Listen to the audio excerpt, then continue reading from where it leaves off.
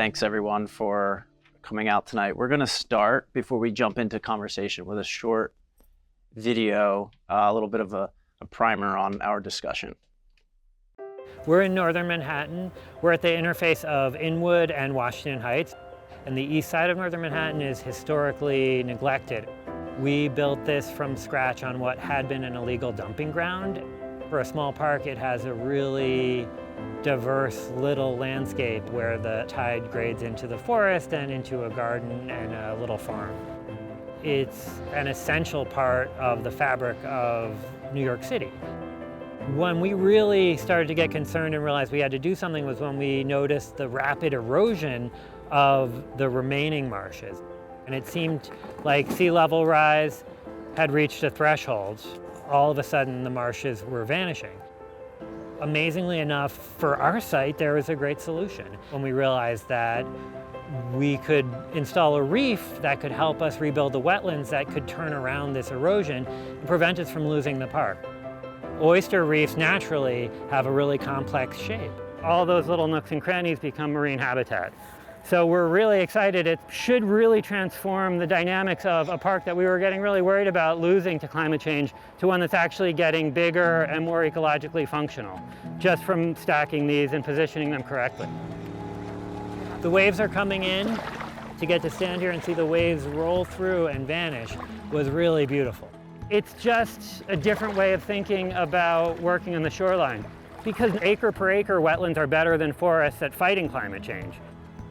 It just requires shifting our relationship with the landscape and realizing it's not about building a big project and walking away.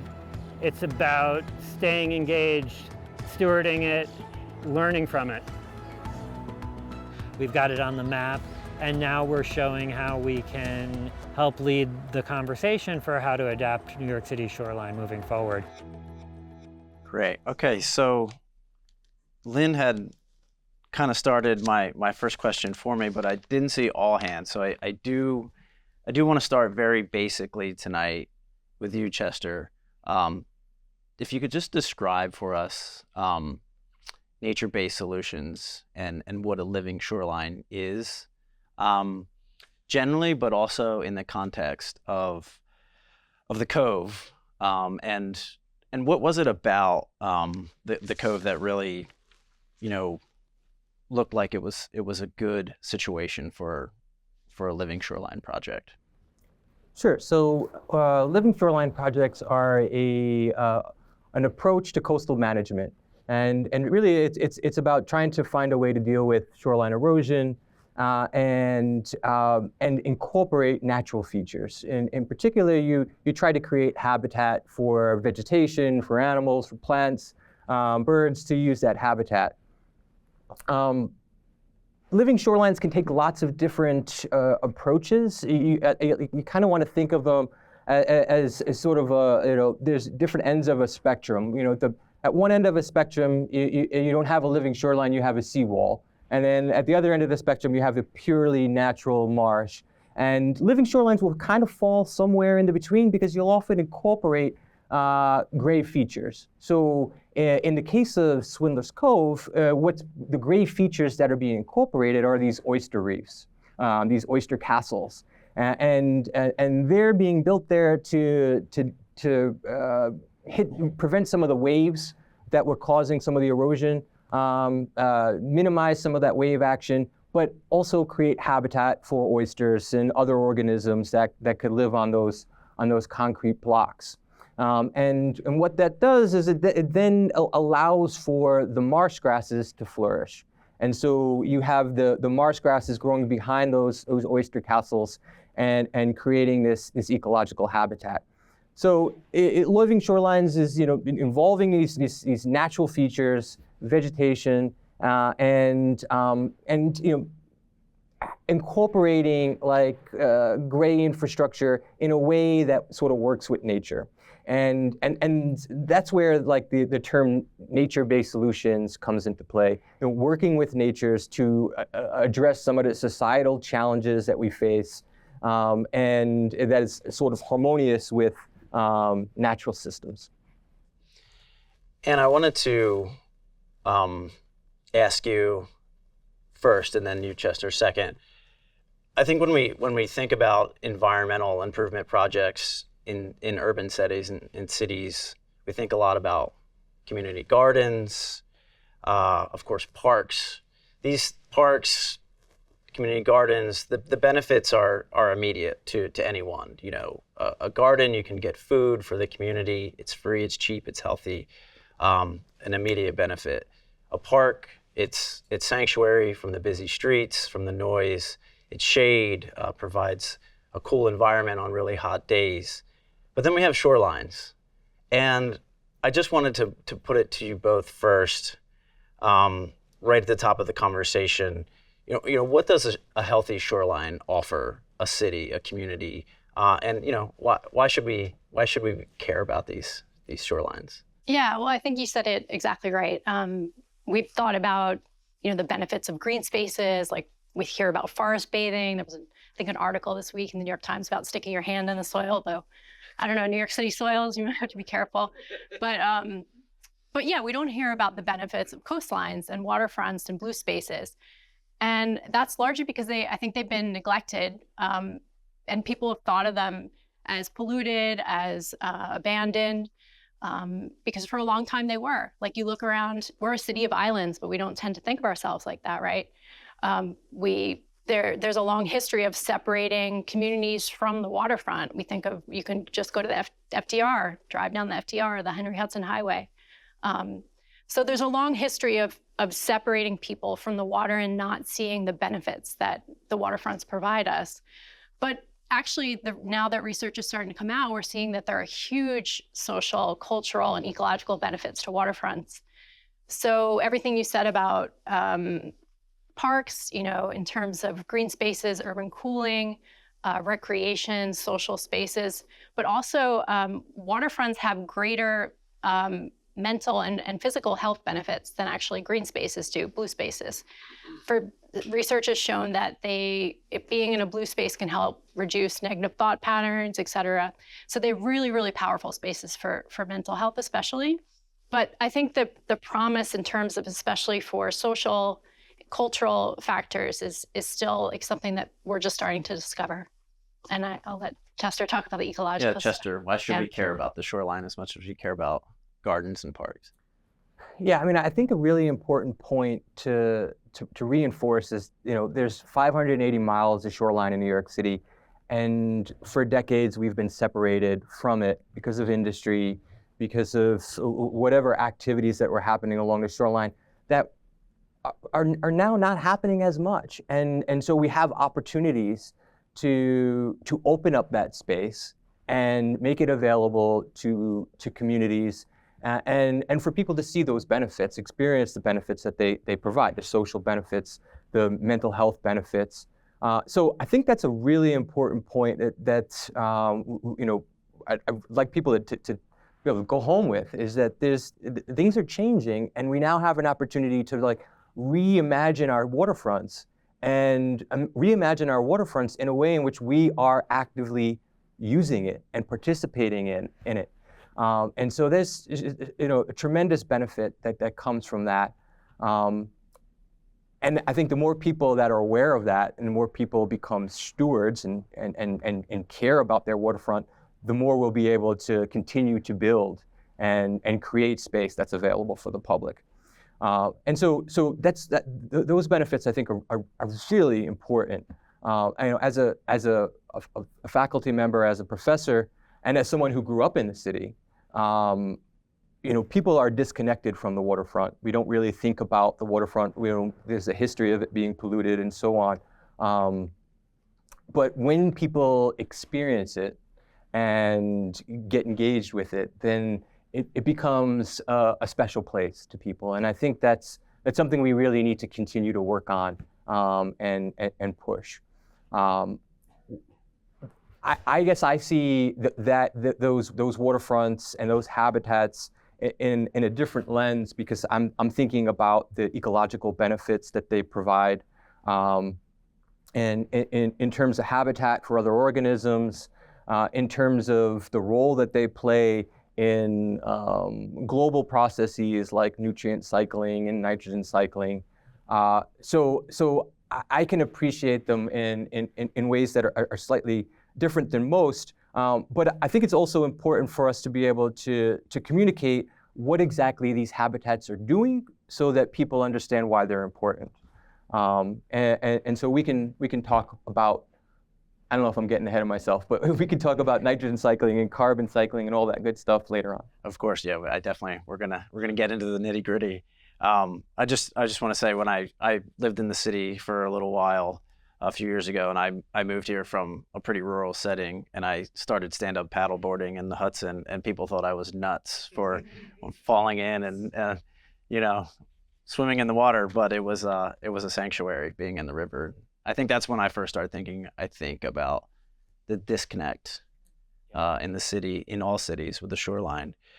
But Ann, I wanted to go to Sherman Creek and Swindler Cove, to the beginning of your work there, because I visited for the first time recently, and I was struck by the amount of open space that is up there in Inwood. Currently, there's Fort Tryon, there's Inwood Hill, High Bridge, of course, Swindler Cove and Sherman Creek. So the community is engaged with open space there. They're aware of the benefits that open space provides in an urban setting. But I wanted to ask you, when you first started looking into the community's engagement with the shoreline there specifically, what was it like, and what were the sort of the first challenges in getting, everyone to look beyond the parks towards the water? Yeah, well, I wonder if there's the slide with the sidewalk science and stuff. So we had a lot of different conversations. So over the last few years, I brought students up to the park, and I had my students go and interview people, which they hated, but I had them go talk to people in the park and people around the park in the region, to ask basically what do you think of the space? How often do you come here? What are the values that you think it provides? So we did that, and I think it was 2019. And then this past year, as part of a project to restore a part of the shoreline, the northern part of the park, we did what I was calling sidewalk science, where we actually have tables. And we went to different parts around, whether it was the Dykeman houses, which is public housing area right across the street, or in Sherman Creek Park itself, or actually one time we set up right in front of the subway. And we had these different interactive activities. So the idea was to engage anyone from, I think the youngest person was a year and a half old to, people in their 80s. And they were able to vote for their favorite waterfront type and their favorite waterfront animal, with the idea of engaging people in conversations about the waterfront. And so over the process, we probably spoke to, 300 people or so about different impressions they had. And, I think people like waterfronts, they like nature, they like animals. It doesn't matter who you are, your background, you're excited about it. This particular community is really interesting. There's a large Dominican community, and so we were all had bilingual. We were all speaking Spanish as well. And some of the most interesting conversations that we were having, I thought, were people that have recently immigrated from different parts of Latin America often talked about, there was a stream that I used to go to, or I would go fishing there with my dad. And now that place is the Harlem River is what we can do now with our kids.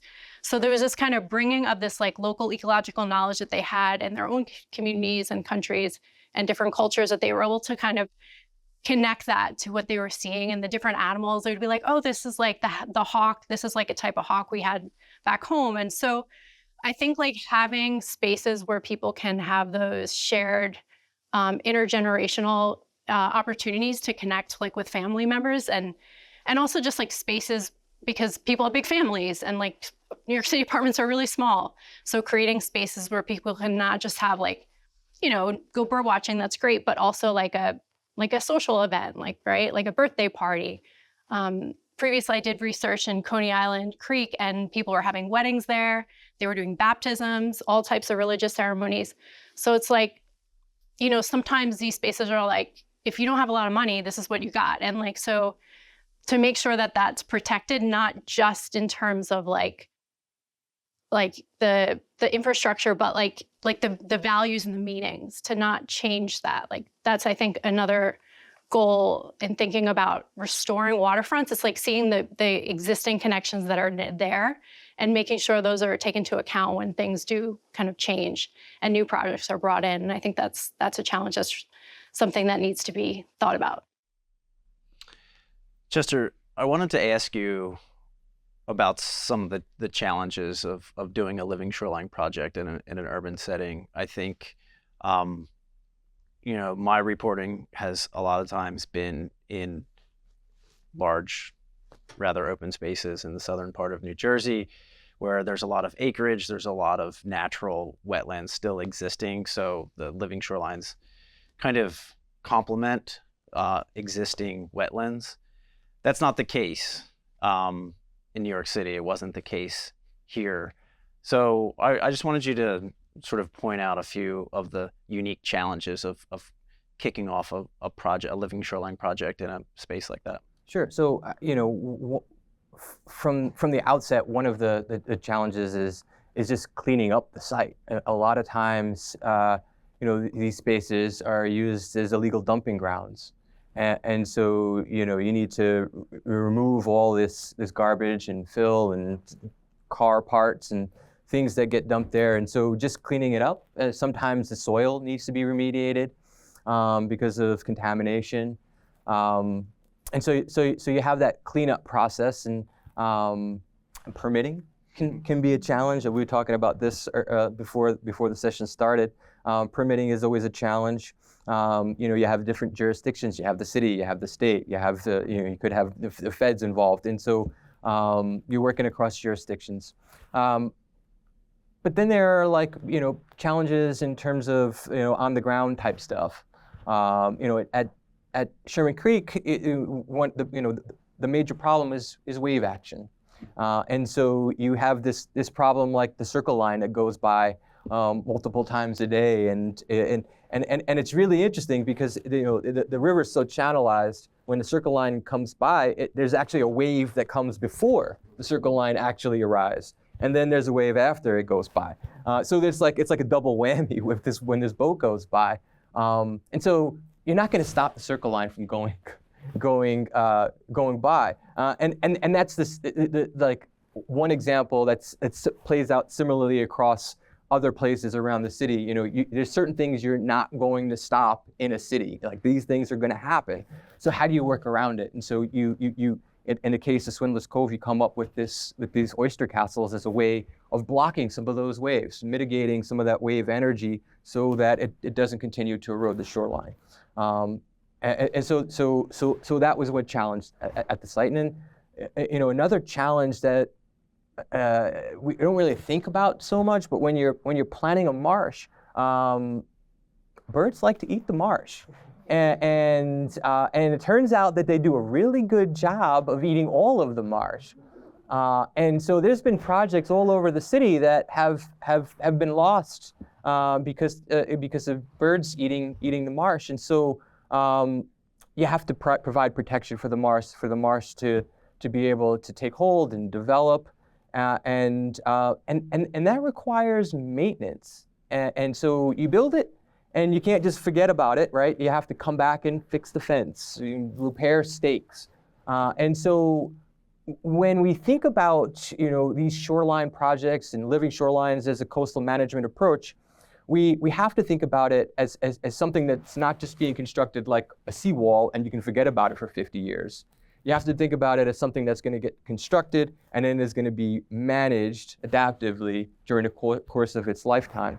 And some people might see that as a problem. I see that as an opportunity because we're essentially creating opportunities for workforce, for people to become part of the maintenance of these shorelines in much the same ways we hire people to maintain other kinds of infrastructure. We're building infrastructure that is natural and requires some kind of maintenance and a workforce to keep it going. And I hope that's something that as we continue to create these projects along the shoreline, that we start thinking about, how can we create jobs with these projects and how can those jobs be maintained through the life of these programs. That's a really good point. Yeah, because you build a seawall and that's it. And an outside contractor usually does a job and it never really touches, city workers.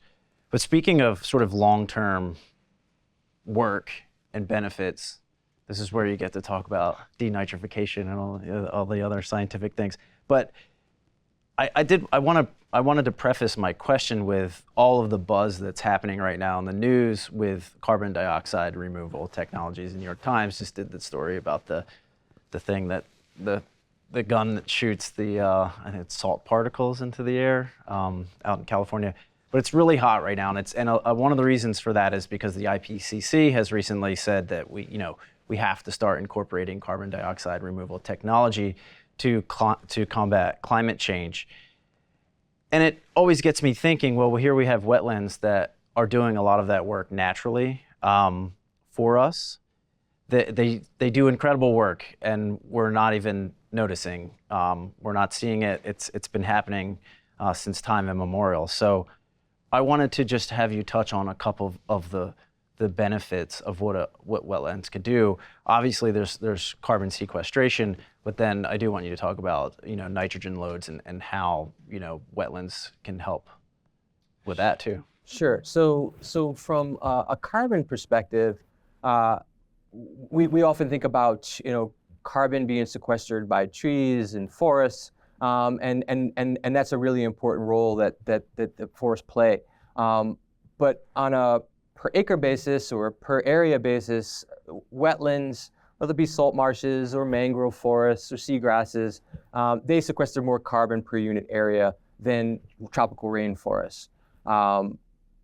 What's unique about these habitats is that they occupy a relatively narrow areal extent along our shorelines.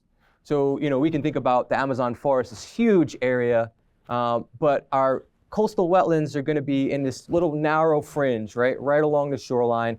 But within that narrow fringe, they're sequestering more carbon per unit area than any other habitat on this planet. So they provide this really important role in that sense. And I think that's one of the key reasons we're thinking about conserving what's out there, protecting what's out there, and then also in terms of creating new habitat. So that's one benefit that they provide.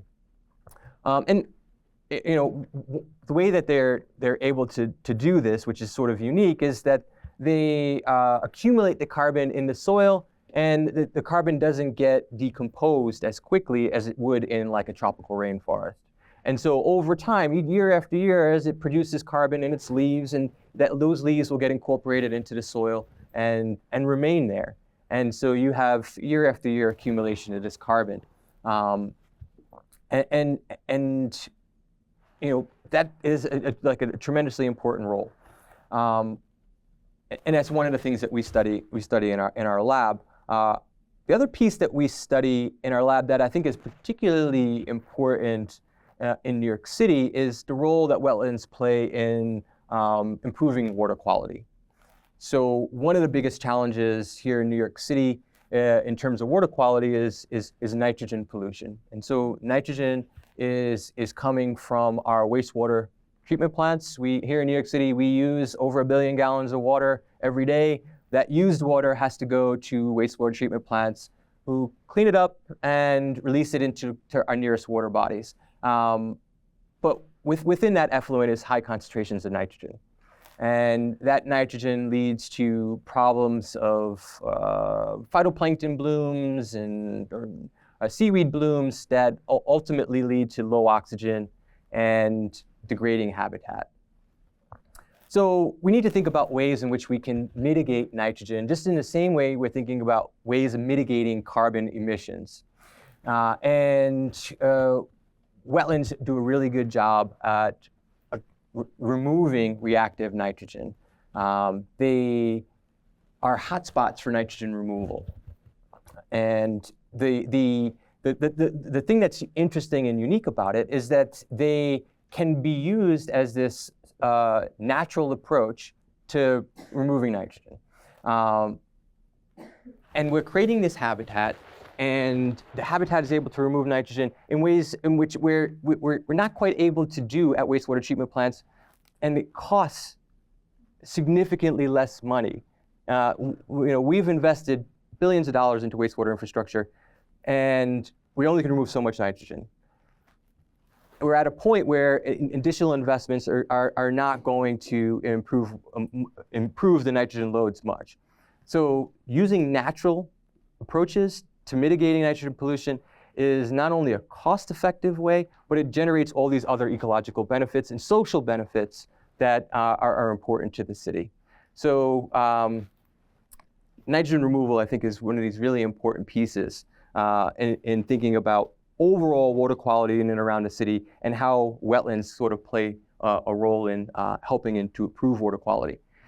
And that plays into us wanting to spend more time by the water and interact with the water, having greater improvement in water quality. Yeah, perfect segue. And you touched on it earlier, and I kind of want to circle back to it.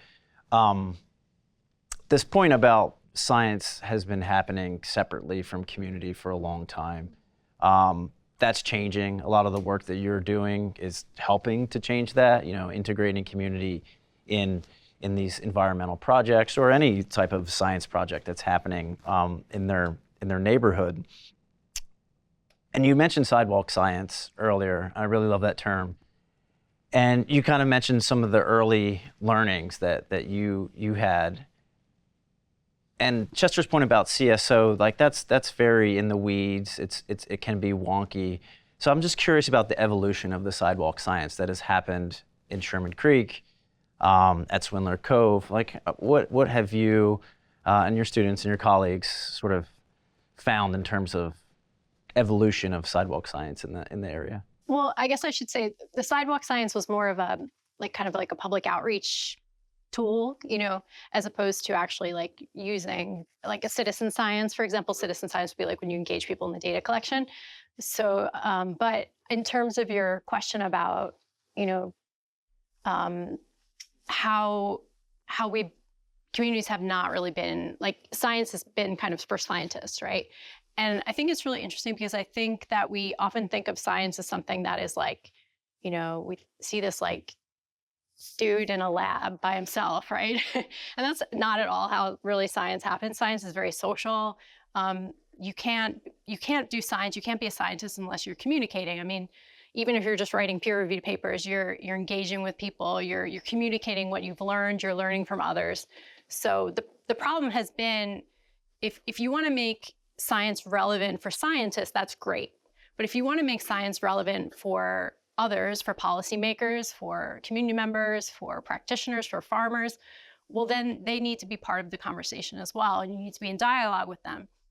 And I mean, communication, I think it's we tend to also think about science communication as David Attenborough or some great documentary, some great speaker or something like that. That's storytelling, that's dissemination. But communication has to be two-way. It's like if we're trying to communicate with our partner that they're late all the time, we don't sit them down and give them a documentary to watch about it, right? We have a conversation with them. We go out to dinner and talk it over. And I think science communication needs to be exactly the same thing. You need to be listening as much as you are talking or more. And then I think if people are to make decisions on scientific information, you can't just do the science and then go to them with oh, here's some information that I think you should use. It's well, maybe that will work, but 1 out of 1,000 times, because usually they have different questions or different needs at that time or different priorities or whatever. So decision makers, whoever they are, whether it's community groups or policymakers or farmers, they need to be involved in helping to set the research questions. And I think that's where participation in science can really help. And the sidewalk science, we were just doing these tabling activities, so it's a tool to get a sense of what people are interested in.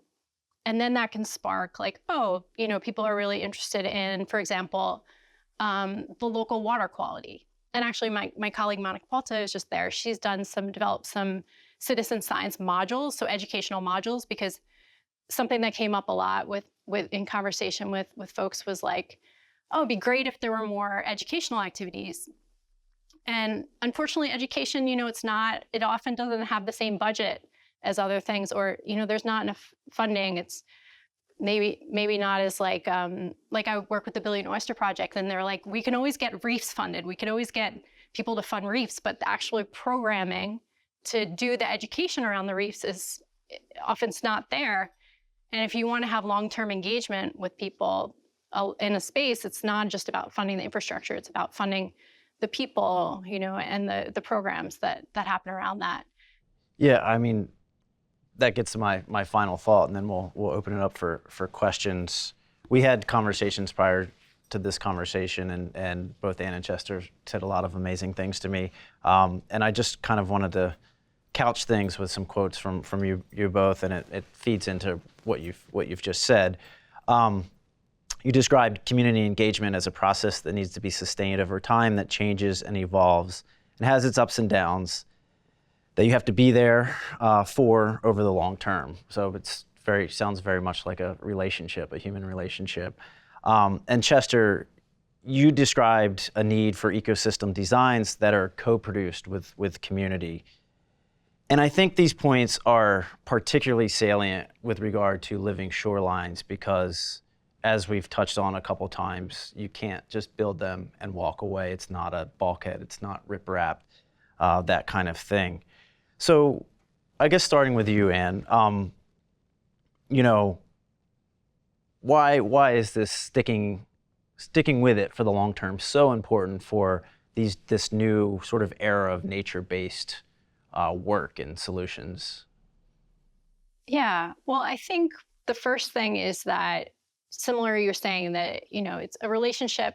You can think of like making a new friend, like a new fancy shiny friend, and you might get excited about that friend, but unless that friend is there for you, and like, they're the type of friend that you're going to argue with and like have conflict with, but then like they'll be there, if something happens.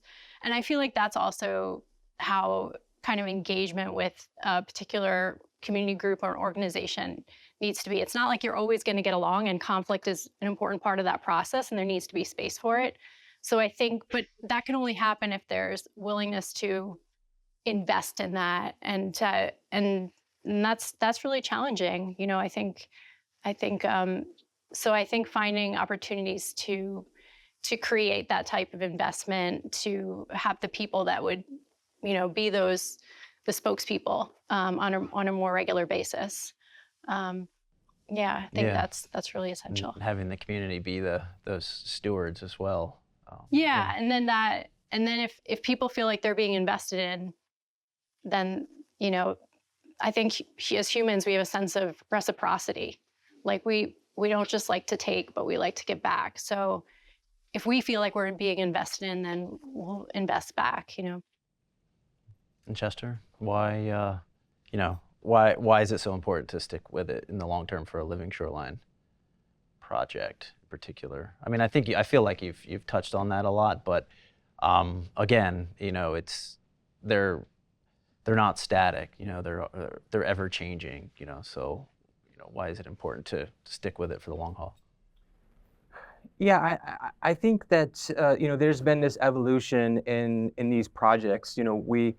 I think we've moved from restoring habitat because we feel a sense of moral obligation. We ruined this, so now we have to clean it up and we have to restore it. So we started with that, and now we're kind of moving along the lines of, well, we have these problems like climate change, the sea level rise, and we can use these habitats as a solution to address it. And so we're going to build these things, but then we realize, well, if we build them, like, how do we make sure everyone's benefiting from this? And we were missing the community piece. Let's talk to a community.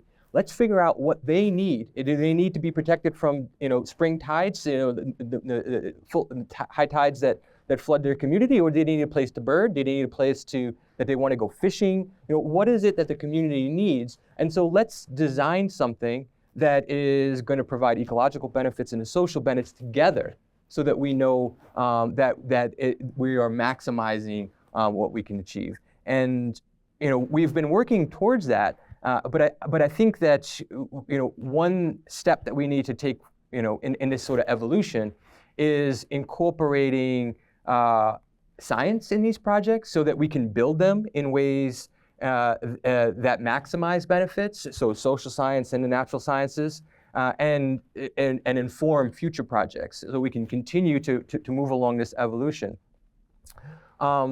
And with that, so we need to build in funding for not just construction, for science, social and ecological science, engagement, so that we can have educational opportunities at these shorelines.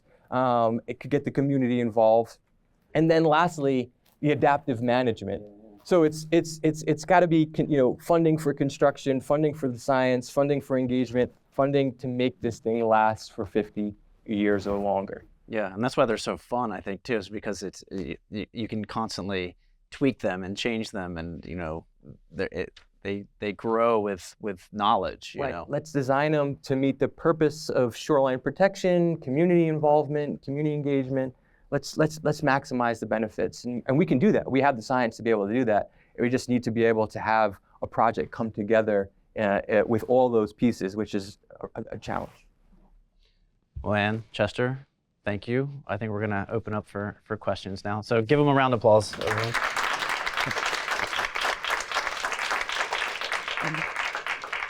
There are quite a few, so I apologize if we don't make it to everybody's. Well, good luck. I'll anyway, shuffle them around. There'll be some time to mingle afterwards. But. Okay. Okay, the first question is, what is the city's plan for our waterfront? How does this project fit? That's a Chester question. So I think that the city recognizes that they need to protect property with sea level rise. They need to mitigate flooding. And we know that there's certain parts of the city that are experiencing flooding just due to moon tides and moon phases. And so the city recognizes that there is a need to address these problems. And has been working on it on a couple of different fronts. They've invested quite a bit of money into green infrastructure around the city, and the whole idea of absorbing rainwater and minimizing how much flooding there could be.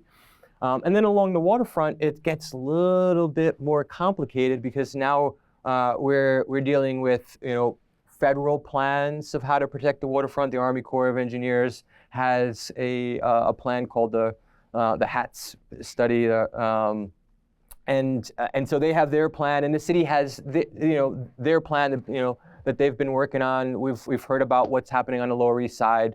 There's been quite a bit in the news about that over the years.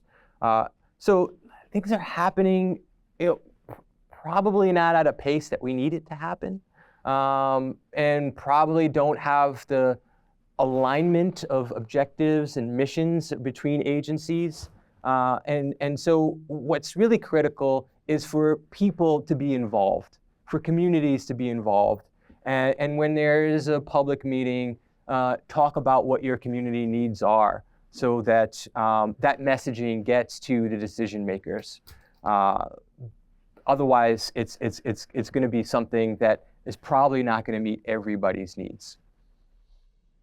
And I've got one here for you. I think you can field it. How do you select your sites? That's kind of an interesting one, right? So, what are the criteria is the question, and what sites are next for you? Well, I've been trying to go where I've been invited, actually. So Coney Island Creek, I went there a few years ago because I was working at the Billion Oyster Project, and they had mentioned that there was this great, this creek that people were, it's supposed to be supposedly might be the next Superfund site. That's how polluted the creek is, but it's beloved by the community. It's like this body of water that's extremely used for all types of purposes. Probably some you don't want to know about, but it's used for so many things. And so yeah, I was invited by the by the organization to meet some of the community leaders and to go there. And then in terms of Sherman Creek, actually we reached out because I was doing a course and I was looking for a place that I could take some of my students to do some research, and so we connected with Jason, and yeah, it worked out. So I've been trying to go. It's less about specific like site location and more about feeling like there's something we can offer, you know, in terms of the research we're doing. Like I don't want to be doing research that's not going to be useful for whoever's there and who's ever making decisions. So that's generally how we do it. Okay. Yeah. This is a really good one. I'm glad someone asked. I was recently working on a story about parts of the Big U, and one of the things that a few people told me actually was that no one anticipated the extreme rainfall events that we're experiencing now when the Big U started to be designed. Not that the infrastructure that's being built won't help with it, but it just wasn't front of mind like I think it is these days. So Chester, explain the dynamic of rain runoff and its impact on shorelines. What are these heavy rainfall events? How can they, threaten shorelines? So during these heavy rain events, essentially the volume of water that's running off the city streets because it can't infiltrate into the soil is going down storm drains and is being directed to our sewage system. And that volume of water is too great to be treated by wastewater treatment plants, and then is released untreated through what's called combined sewer outfalls. And there's nearly 500 of these outfalls around the city. 25 billion gallons or something like that per year of raw sewage gets dumped into our waterways. And certainly that contributes to the issue of nitrogen pollution in our waterways and causes things like seaweed blooms, macroalgal blooms that can smother salt marshes, degrade habitat, cause low oxygen events, acidify the water, all of which are challenging for our marine organisms. So these flooding events cause these ecological issues. The other thing that's important to keep in mind is when these sewage events happen, we also get very high bacteria levels from the sewage, and so that can result in like beach closures. Around the city, I think there's 25, something like that, beaches around the city, and oftentimes these beaches have to be closed after significant rain events. And the more times it happens, the more often the beaches are going to have to be more, as climate change gets worse and these flooding events are going to be more common, and these beach closures are going to be a problem. And question, what other cities are good models for waterfront ecology and sort of urban environment as one? Any that are on the water. So that's most. I mean, the reason why cities are often on water is because people like to be by the waterfront. So I think you can really take any. I mean, I was up in Buffalo a few years ago and looking at some issues there, and that's a pretty interesting area to look at. But I really think you can pretty much take anywhere where there's people in water and find some really interesting things, interesting connections and values that people have. Is there, I'm thinking of, Charleston is dealing, I know they're working on some living shorelines projects. Is there any, I don't know if you're aware of the Charleston project. Yeah, no, I'm not. But yeah, no, I think really you can pretty much take almost anything. I guess the great uniting factor is, as you say, it's a shoreline's a shoreline, and people often live next to them because they have an affinity or connection to the water. So you find, no matter where you go, an emotional connection with the water. Yeah, it could even just be a stream. Sure. We did a study a few years ago of the Pecanico system, which is in Westchester, and it's the most polluted tributary that goes into the Hudson. And it was really interesting. We just interviewed people like who were walking along the Pecanico or using it. Some were fishing. Sometimes I've seen some of my neighborhood kids like bathing in it or swimming in it. But yeah, people really had close like values associated with it. So I think there's a deep connection that people have with water. Agreed. This is a good one. Are there any ideas on how we could build more wetlands in Manhattan? And I'm going to couch it actually with another one. Why was Manhattan built with no nice shorelines? So where did they all go, and how can we get them back, Chester?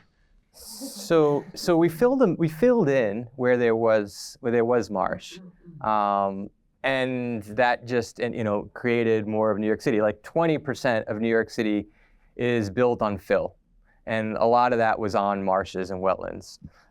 So we expanded the city to create properties, industry. We could do the same with marshes.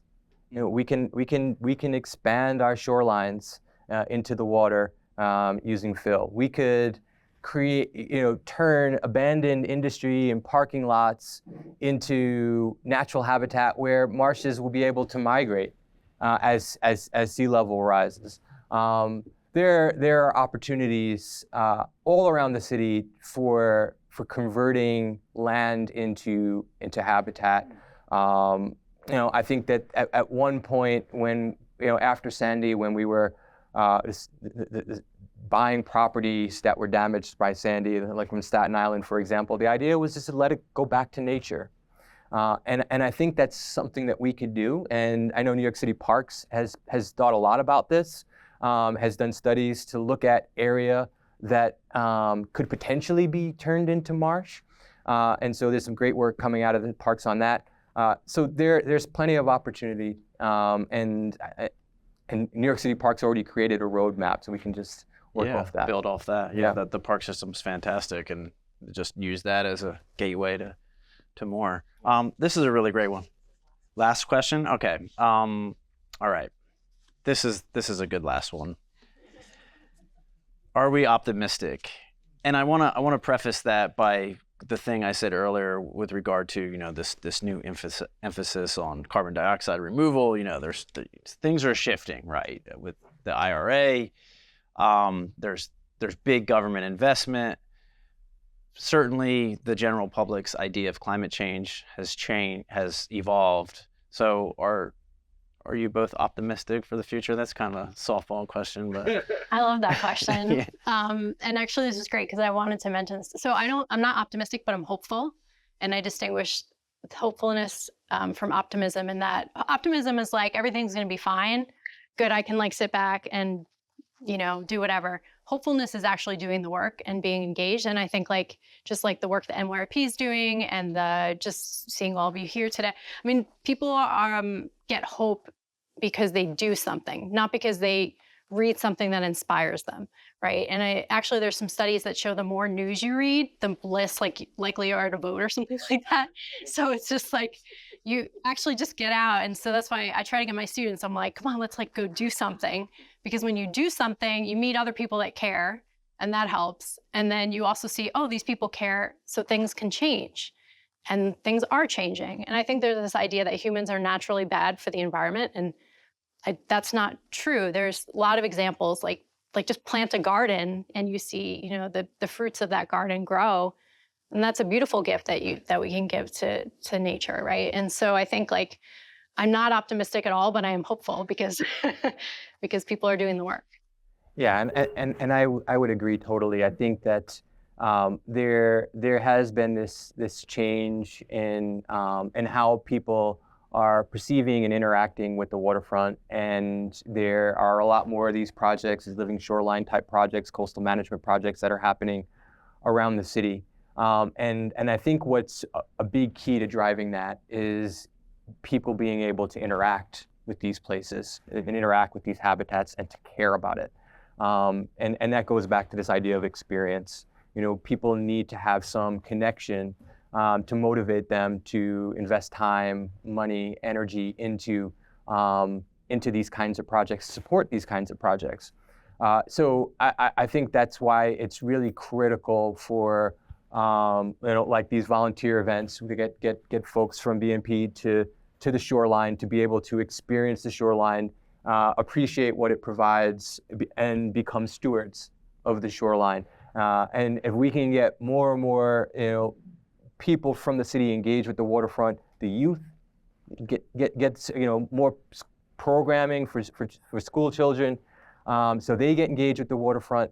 I think that there's a lot of reason to be hopeful, because people are going to care, and people are going to want to have these places to go to appreciate and interact and learn from. Well, thank you both for the conversation, and thank you all for being interested.